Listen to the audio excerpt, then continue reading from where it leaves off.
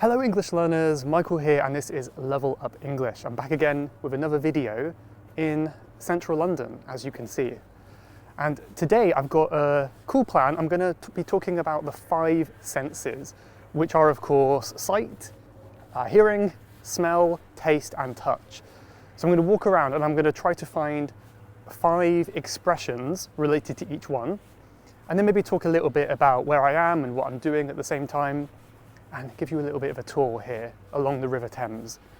So I'm hoping to get to a beach, but the tide is up right now, so I'm not sure if I can do it. But yeah, we'll see what it's like when I get there.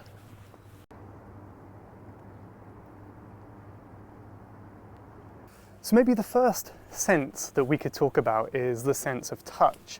And I was thinking about this. I didn't really know what I could show you around London to give you that virtual touch, maybe apart from some spiky plants or something. But I can teach one expression which is very common and very useful, and that one is to lose your touch. If you lose your touch. So to lose your touch is when you kind of get a little bit worse at something, and I thought this would be an appropriate one to start on, because it's been a while since I filmed outside and done one of these kind of outside London videos. So you might say I've lost my touch a little bit at filming outside. It's always very awkward filming in public, and I feel a little bit more awkward than usual because I haven't done it in a while, so I have lost my touch. Here you can also see some of the London, what would you say, the tourist attractions behind me here, some of the sites, just to give you a sense of how far I'm walking today. I always end up doing so much walking in these videos. Another idea I had, a really good example of losing your touch, is with social skills, right? I think a lot of us can probably relate to this because of the pandemic. We've had maybe less social interaction than we normally would have. And I think because of that, I've lost my touch talking to people. I feel like I'm much more awkward than I used to be, and I need to kind of regain that skill. So perhaps I need to meet some more people this year and get back into that again. But yeah, let me know in the comments below, what are you losing your touch in? What are you getting worse at that maybe you would like to try to get a bit better at and work on again? The next sense we could probably talk about is smell. Almost got poked in the eye there, but smell, yes. Again, I was thinking about like, what could I do? What could I do around London that smells? And I was like thinking and researching, and I really have no idea. So I guess I could go to like a perfume shop or something. I don't know. I don't know London well enough. But one thing I did think of was come to the beach, right? Because the Thames River is a tidal river, right? So that means it's connected to the sea, and it goes up and down as the tide goes in and out. And because of that, at certain times when the tide is low, perhaps, the bottom, like kind of the mud that's left behind in the river, is really, really smelly. So I was hoping to go on the beach today, but as you can see, the tide is in at the moment. So the river is basically as high as it will go, just about, and I can't walk down on the sand. If I can later on, maybe I'll do this bit again. But yeah, it doesn't smell too good, but it's kind of cool that even in the middle of London, you can sit on the beach, look at the skyscrapers. It's, I think, something you cannot do in many big cities. The expression we can look at here is to turn your nose up at something. Turn your nose up at something. This is, whenever I think of this expression, whenever I hear this expression, I think of like a baby. You're trying to give this baby some broccoli, some vegetables or something, and they will turn their nose up, which literally just means put their nose like, no, I don't want it. They turn their head away to kind of signify that they don't want something. And we can use this for anything when you like decline or reject something, you refuse to accept something maybe. So for example, I'll turn my camera around now. So London's Tower Bridge over here, quite far away now. There you can see we've got BT Tower on the left, and then St Paul's Cathedral directly behind Tower Bridge. And then we've got the walkie-talkie building. I believe it's about £10 to go to the top of Tower Bridge. So when I discovered that, I turned my nose up at that opportunity. I decided not to do it because it's a little bit expensive. Maybe I will one day, but I haven't done it yet. So once again, leave a comment below, and your second question is, what would you turn your nose up at? Or maybe tell me something you have turned your nose up at before. Lots of prepositions there, right? So turn your nose up at something. Maybe you've turned your nose up at trying a new type of food or an invitation but let me know in the comments to turn your nose up at something. It was drizzling a little bit today, so it was quite wet and a bit gloomy, but I think now it's started to clear up. So the sun is coming out, the blue skies are showing, so I can show you that now.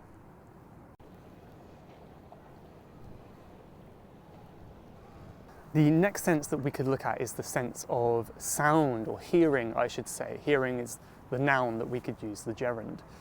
And I had a few ideas of what I could show you around that maybe could, work for this sense. One of them was like a street musician or something like that. I can find someone playing the guitar on the street. Haven't found anyone yet because it is a quiet weekday afternoon. But if I do find someone later, maybe I'll put them in now and show you if I don't get copyright claimed, that is. But another really good sound is, in my opinion, is just the sound of the waves on the river here. We've got lots of boats passing by and stuff like that. And I think just listening to the sound of the water splashing up against the side is really, really nice and relaxing. And it's one of my favorite things to do, actually, is get a coffee or something like that. I may actually do that after this video.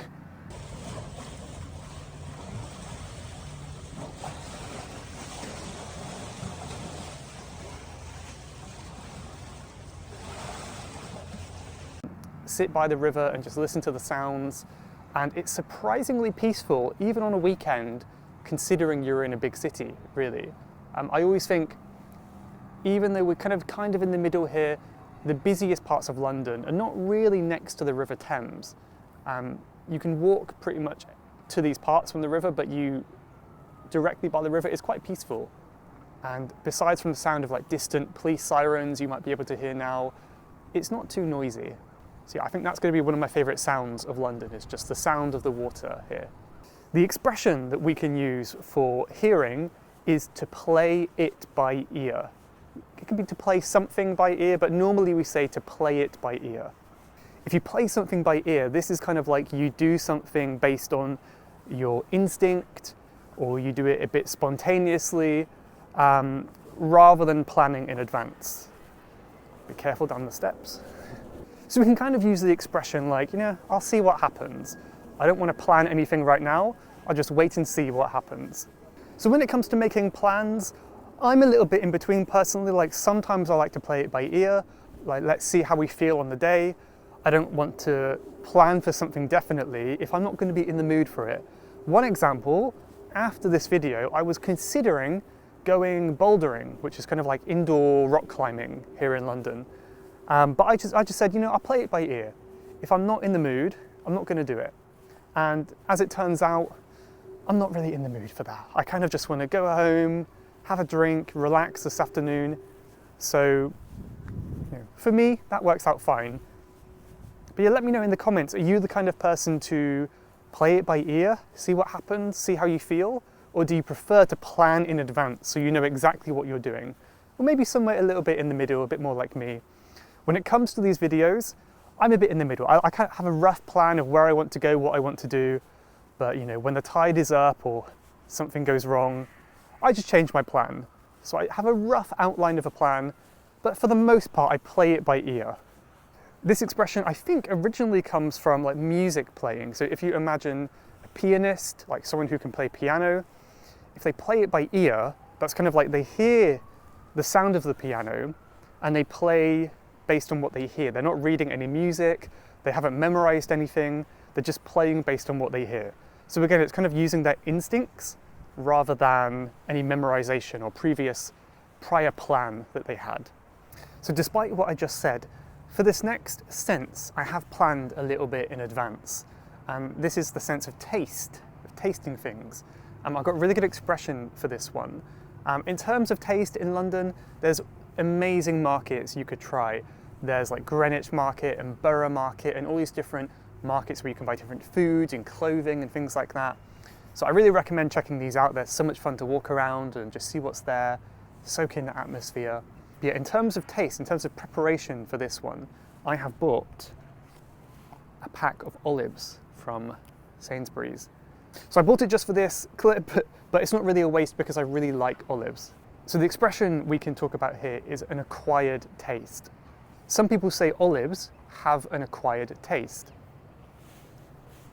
And now my hands are all greasy, but acquired taste is basically when you come to like something more over time. So maybe you didn't like it so much at first, but then after a while, it grew on you. You came to like it more over time. And we can use it for food, of course, with taste. So for example, olives have an acquired taste. Many people don't like them, especially when they're younger, but then when people get older, they tend to like them a little bit more. We don't have to use it with food, we can use it with many other things, like you have a taste in fashion, taste in music, taste in movies, or something like that. So I could say, for example, I don't know, maybe London has an acquired taste. Some people really like it here, but for example, a lot of my good friends don't like it so much. So London has an acquired taste. I know for a fact that a lot of the music that I listen to has an acquired taste. I really love it. I know, of course, many people do love it. It kind of has a cult following in many ways. Like, it's really loved by a small number of people. But I feel like most people wouldn't like my music, and it might take some time if you were to come to like it. But yeah, let me know in the comments, what has an acquired taste for you? Again, music, food, places, whatever. What do you think has an acquired taste, which means you don't like it at first, but perhaps you need some time to learn to like it? Let me know below. I'm gonna have some more olives and then we'll get to the next sense. Those olives, by the way, not a good idea. Now I've just got a half opened pack of olives loose in my bag, and there's probably olive oil going everywhere. So yeah, I didn't really think ahead on that one, and I don't really want to eat a whole pack of olives and give myself a salt overdose, but oh well. Do you know what the last sense is? The one we haven't got to yet? Maybe you guessed it, it's sight, isn't it? It's sight. So you might be able to tell from these videos, and maybe you'll agree with me, one of my favourite sights around London is the beautiful skyline. I love the different types of architecture, and most of all, I love the mixture of kind of old architecture and new architecture. So you've got these beautiful traditional old cathedrals and buildings, and then like right behind them you've got these huge skyscrapers and modern glass metal huge towers behind them. That contrast is always really exciting to me, so that's one of my favourite sights in London.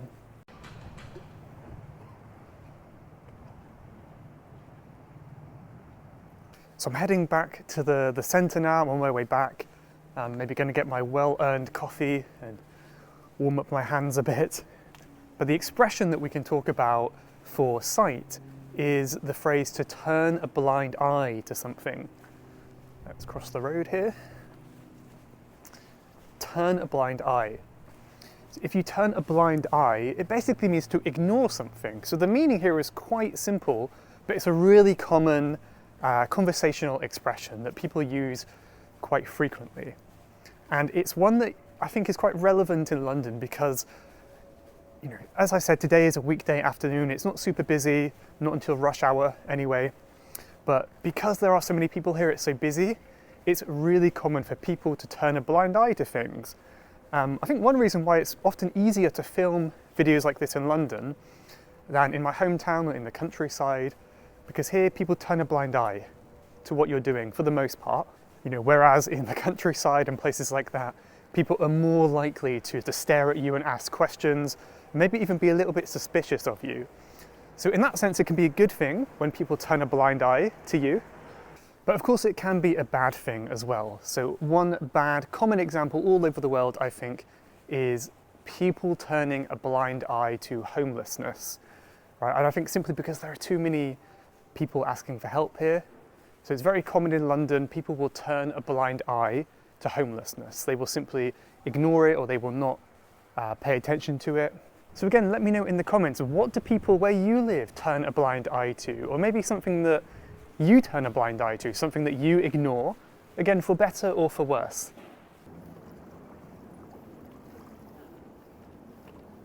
One last example that I just thought of is kind of a pet peeve of mine. And this is people who turn a blind eye to other people, kind of accidentally actually, but it's because they're using their phone. So people who are walking, using their phone, and they are completely oblivious to other people walking by. And in some sense, you could say they're turning a blind eye to everything going on around them. And probably a bit ironic because I'm probably guilty of this right now, but I feel like I'm somewhat aware of what I'm doing. But yeah, that's kind of my pet peeve. But yeah, you'll see that a lot at the station in a minute.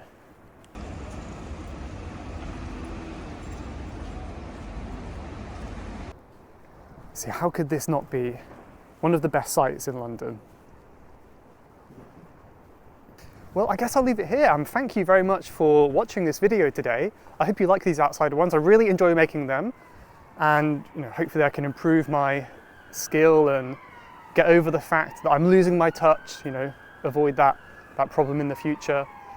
I'm going to leave you with one more question, as I like to do, and that is, if you had to live without one sense, one of the 5 senses, which would it be and why? So what sense would you give up? And what's the reason? Let me know in the comments, and you can also practice using this conditional sentence as well. If I had to live without a sense, I would live without blah, blah, blah, blah, blah. So it's a good example of a second conditional sentence. If you want to hear a little bit more from me, by the way, you can check out my podcast, which I put on the screen here. A little bit windy now, but Level Up English podcast. So check it out if you want to join me talking about different topics to help improve your English and your listening skills. So I hope to see you there. Let me know in the comments, but I hope you enjoyed the video. Thank you for watching, and I'll see you in the next one. Goodbye for now.